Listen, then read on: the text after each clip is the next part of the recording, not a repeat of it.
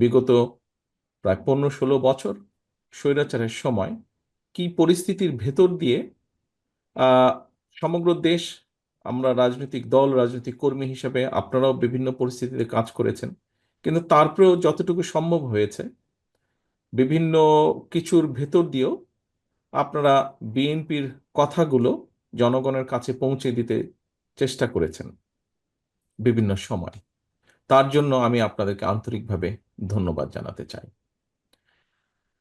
প্রিয় সাংবাদিক ভাইয়েরা, আজকের অনুষ্ঠানটি কাইন্ড অফ কিছুটা হলো এক পক্ষ এই অর্থে যে এখানে আমি কথা বলছি, আপনারা আমাকে সেই সুযোগটা দিয়েছেন আমার কথাগুলো বলার, কিন্তু আমি খুব বেশি খুশি হতাম যদি ফিজিক্যালি আমার পক্ষে সেখানে থাকা এই মুহূর্তে সম্ভব ছিল এবং আপনাদের সাথে যদি ইন্টারাকশন হতো, অর্থাৎ আপনারাও কিছু বলতে পারতেন বা বলতেন, এবং একই সাথে আপনাদের সাথে যদি আলোচনা করার সুযোগ হতো, তাহলে আমি ব্যাপারটা আরো আরো বেটার ভাবে, হয়তো ভালোভাবে আমরা সকলেই ব্যাপারটা উপভোগ করতে পারতাম।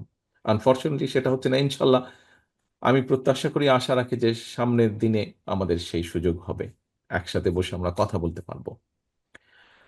প্রিয় সম্মানিত অতিথিবৃন্দ, আহ, আপনারা ডেফিনেটলি এমন একটি পেশায় আছেন যেখানে আমরা যারা রাজনীতি করি আমাদের কথাগুলো আপনারা জনগণের কাছে পৌঁছে দেন বা তুলে ধরেন আমাদের কথাগুলো, জনগণের কথাগুলো আমাদের কাছে তুলে ধরেন। এই সকল বিষয়ের কারণেই আপনাদের কাছ থেকে জেনে নিয়ে বিভিন্নভাবে জানার মাধ্যমেই যেই বিষয়টি এখন সবচেয়ে আলোচিত বাংলাদেশে, সেটি হচ্ছে সংস্কার। এই বিষয়টি নিয়ে আপনাদের সকলেরই ধারণা আছে। প্রথমত 2017 সালে, পরবর্তীতে পর্যায়ক্রমিকভাবে আমরা সংস্কার প্রস্তাব জাতির সামনে উপস্থাপন করেছিলাম। যতবারই আমরা আনুষ্ঠানিকভাবে উপস্থাপন করেছিলাম, আপনাদের ভেতর থেকে অনেকেই সেই অনুষ্ঠানগুলোতে ছিলেন। একটু আগে মহাসচিব সাহেব যেই কথাটি বলেছেন ওনার বক্তব্যে, যে কোথাও কিছু একটা কেউ হয়তো করার চেষ্টা করছে।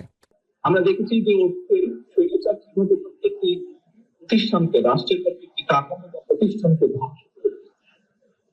এই মুহূর্তে আমরা দেখতে পাচ্ছি বাংলাদেশের, আমরা কথা প্রসঙ্গে বলে থাকি যে সার্বভৌমত্বের প্রতীক প্রতিষ্ঠান থেকে আমরা সাধারণত বুঝিয়ে থাকি একটা বাংলাদেশ সেনাবাহিনী। সেই সেনাবাহিনীকে আমরা দেখেছি বিতর্কিত করার চেষ্টা করা হচ্ছে, জনগণের মুখোমুখি করিয়ে দেওয়ার চেষ্টা করা। কদিন আগে আমরা যেমন দেখেছি সংস্কারের নির্বাচনকে যেমন করানো হচ্ছে, ঠিক একইভাবে সেনাবাহিনীকে জনগণের মুখোমুখি করানোর চেষ্টা করা হচ্ছে। আপনি একজন সাংবাদিক হিসেবে, আমি একজন রাজনৈতিক কর্মী হিসেবে আমরা এতটুকু বুঝি যে এটি পিছনে নিশ্চয়ই কোনো ষড়যন্ত্র আছে। আমরা সকলে মিলে, দেশপ্রেমিক প্রত্যেকটি মানুষ আমরা সকলে মিলে যদি সচেতন থাকি, সচেষ্ট থাকি, অবশ্যই আমরা এই ষড়যন্ত্র মোকাবেলা করতে সক্ষম হব। আমাদেরকে যে কোনো মূল্যে অবশ্যই এই ষড়যন্ত্রকে মোকাবেলা করতে হবে। আজকে সাংবাদিক সমাজের একজন সদস্য হিসাবে আমি মনে করি এখানে আপনাদের বিরাট ভূমিকা। বিভিন্ন বিষয় বিতর্কিত করা হচ্ছে, বিভিন্ন বিষয় সঠিক না। আপনারা যদি আপনাদের অবস্থান এই বিষয়গুলো সত্যভাবে জাতির সামনে তুলে ধরেন, তাহলে অবশ্যই আমরা এই ষড়যন্ত্র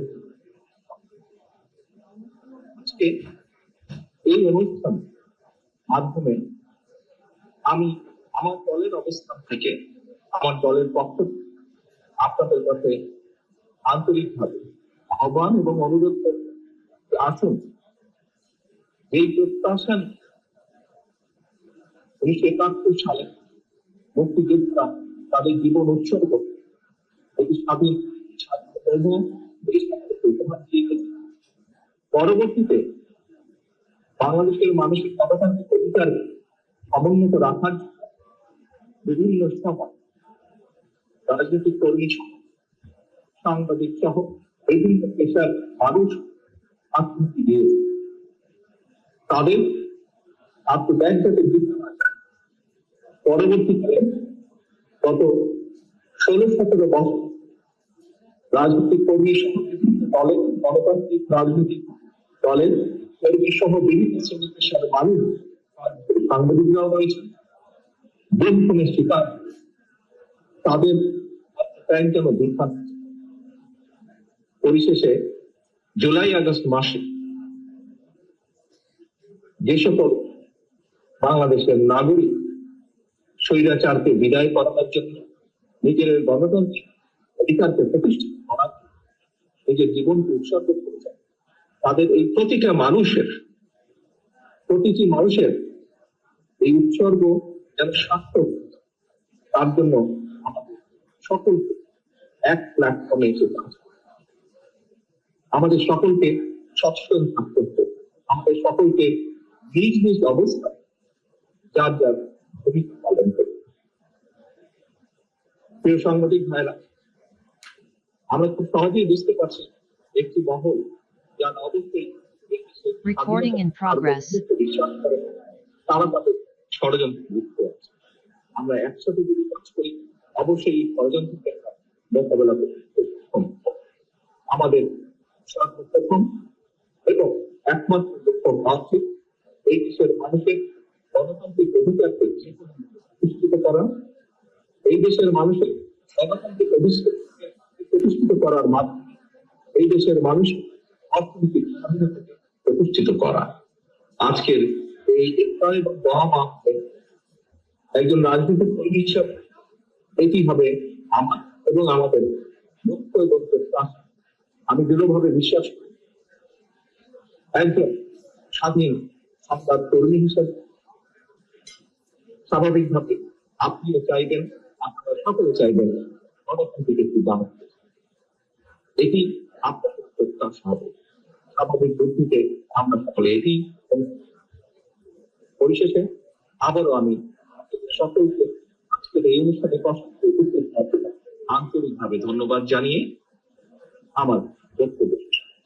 আল্লাহ হাফেজ। বাংলাদেশ জিন্দাবাদ। বাংলাদেশ জাতীয়তাবাদী দল জিন্দাবাদ।